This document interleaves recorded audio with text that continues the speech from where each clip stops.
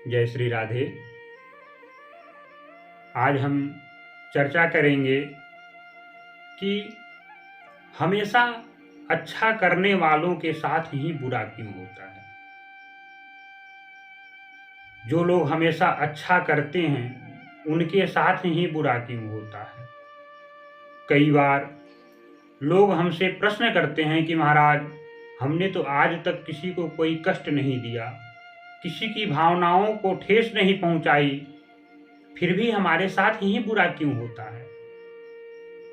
आइए हम इस विषय पे चर्चा करते हैं कि आखिर उन्हीं के साथ ही क्यों बुरा होता है जो अच्छे कर्म करते हैं, जो भगवान का भजन करते हैं। यदि आपके मन में भी सनातन धर्म से संबंधित कोई प्रश्न हो तो कमेंट बॉक्स में आप हमें जरूर बताएं। आइए विषय पे आगे बढ़ते हैं।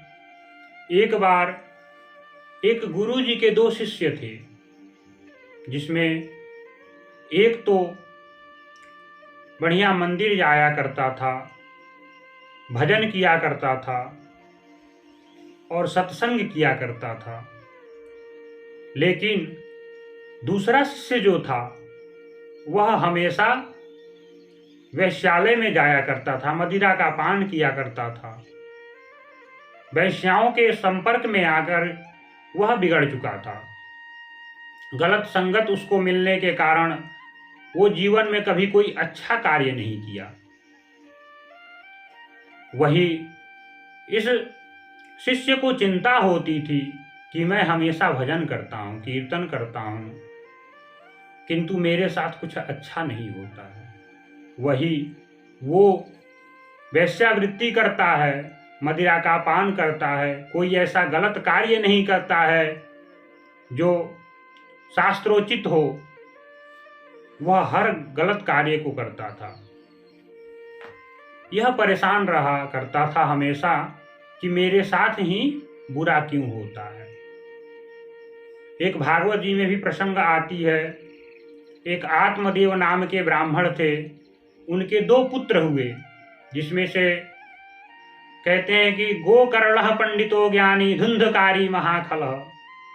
उसी प्रकार ये जो गुरु के 2 शिष्य थे 2 राह पे चलने लगे। एक तो महान पंडित हुआ, भजन कीर्तन करता, मंदिर का दर्शन करता, भगवान की सेवा आराधना करता, किंतु जो दूसरा था वह वेश्यावृत्ति में लग गया और यह दिन पर दिन तरक्की भी करता, सुखी रहता, इसको काफी सारा धन भी मिलता, परिवार से मजबूत था, पारिवारिक संपत्ति, पैतृक संपत्ति इसके पास थी।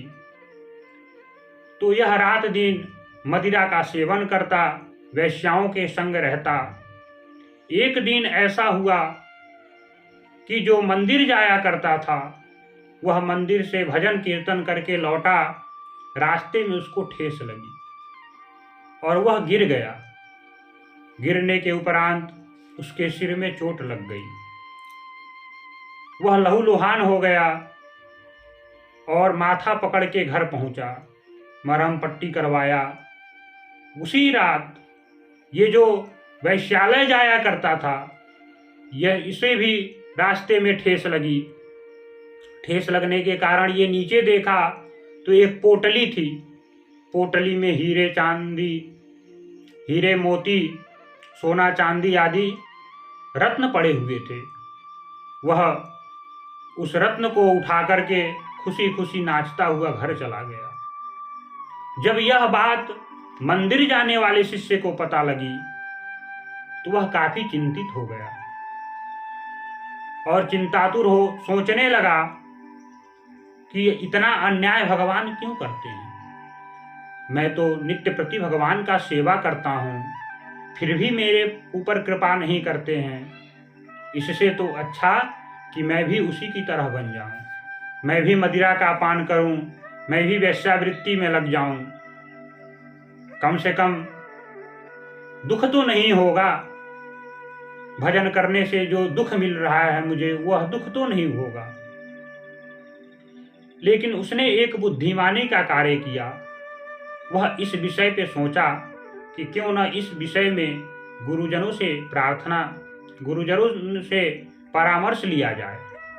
क्योंकि कई बार ऐसा होता है कि हमें लगता तो है कि हम सही हैं, किंतु सही होते नहीं हैं।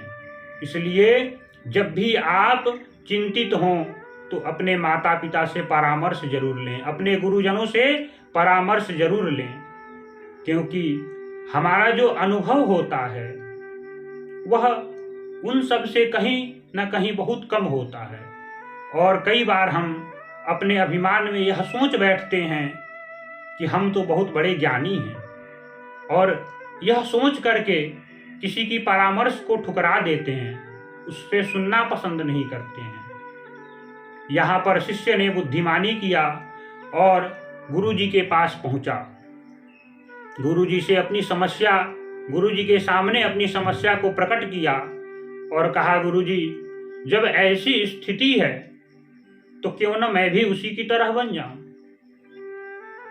कृपया करके मेरे समस्या का समाधान करें, मेरा मार्गदर्शन करें। गुरुजी त्रिकालदर्शी थे। उन्होंने देखा कि पूर्व जन्म में यह जो शिष्य जो धर्म कर्म करता था यह महान पापी था, और पाप कर्म करके यह इस मनुष्य जन्म को प्राप्त हुआ था।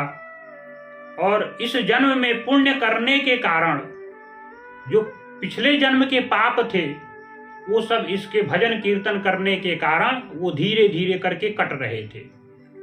वही जो अभी मदिरा पान करता था, जो वैश्यालय में जाता था, वह बहुत ही पुण्यात्मा था और पूर्व जन्म में वो बहुत ही पुण्य किया था, लक्ष्मी जी की उपासना किया था, जिसके कारण उसको इस जन्म में धन दौलत आदि प्राप्त होती थी। और जो पूर्व जन्म में जो पुण्य किया था उस पुण्य को यह धीरे धीरे करके नष्ट कर रहा था। पूर्व जन्म के कर्म के अनुसार वो आज के दिन राजा बनने वाला था, किंतु अपने कर्मों को बिगाड़ लिया, अपने कर्म को हीन कर लिया, जिसके कारण उसे थोड़े से धन में संतुष्ट होना पड़ा। गुरुजी ने उसे बताया कि बेटा, पूर्व जन्म के कर्म के अनुसार आज तुम्हारी मृत्यु होने वाली थी, और जो तुम भजन कीर्तन आदि किया करते हो, भगवान की सेवा करते हो, इससे भगवान तुम्हारे ऊपर बहुत प्रसन्न हुए और प्रसन्न होकर के तुम्हारी मृत्यु को टाल दिया। थोड़े से चोट में ही तुम्हारी मृत्यु टल गई, और जो आज के दिन राजा बनने वाला था उसे थोड़े से ही धन में संतुष्ट होना पड़ा। अब वह राजा नहीं बन पाएगा, क्योंकि अपना पुण्य वह नष्ट कर चुका है। इसलिए कभी भी ऐसा ना सोचें कि आप अच्छे कर्म कर रहे हैं परंतु आपके साथ बुरा हो रहा है।